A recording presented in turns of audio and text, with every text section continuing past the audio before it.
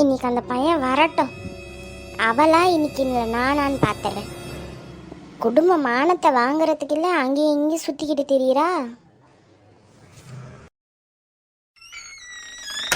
அம்மா சாப்பிட்டீங்களாம்மா? இங்கே என்னம்மா பண்ணுறீங்க? சின்ன பொண்ணு எங்க? அவளை தேடி வீட்டுக்கு வராத, எங்கேயாவது தெருவில் போ. அங்கே போய் யார் கூடயாவது உட்காந்து கதை பேசிக்கிட்டு இருப்பா பாரு. ஏம்மா என்ன ஆச்சு? ஆமாம், நான் தெரியாமல் தான் கேட்குறேன். என் மானத்தை வாங்குறதுக்காகவே அவளை கல்யாணம் பண்ணிட்டு வந்தியா? உன்னெல்லாம் என்னடா நான் சொல்கிறது? ஏம்மா என்னாச்சு? அவ என்ன பண்ணா? இன்னும் அவன் என்ன பண்ணணும்? அதான் எல்லாத்தையும் பண்ணிட்டாளே. வெளியே போய் கேட்டு பாரு. எஸ்தர் மருமக இப்படி சண்டை போடுறா அப்படின்னு சொல்லிட்டு பேசுகிறாங்க.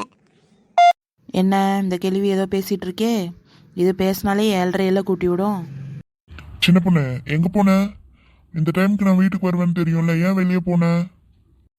நான் எங்கேயும் வெளியே போகலங்க, சமையல் ரூமில் தான் இருந்தேன். சமையல் ரூமில் என்ன பண்ண? சமைச்சிட்டா இருந்த? சாப்பிட்டுட்டு தானே இருந்த? அதை சொல்லு முதல்ல. ஆமா, என்ன சண்டை?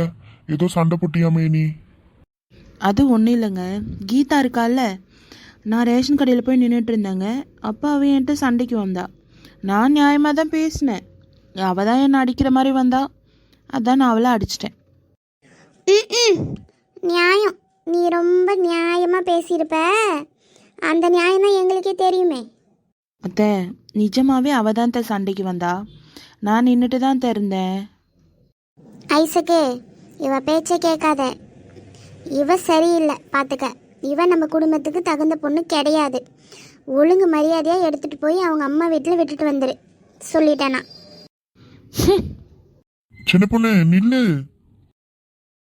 அவள் போனதும் உடனே பின்னாடியே போயிடுவான். இவனை பெற்றதுக்கு ஒரு அம்மிக்கல்லை பெற்றிருக்கலாம், அதாவது அரைச்சி கொடுத்துருக்கோம் பொருளை.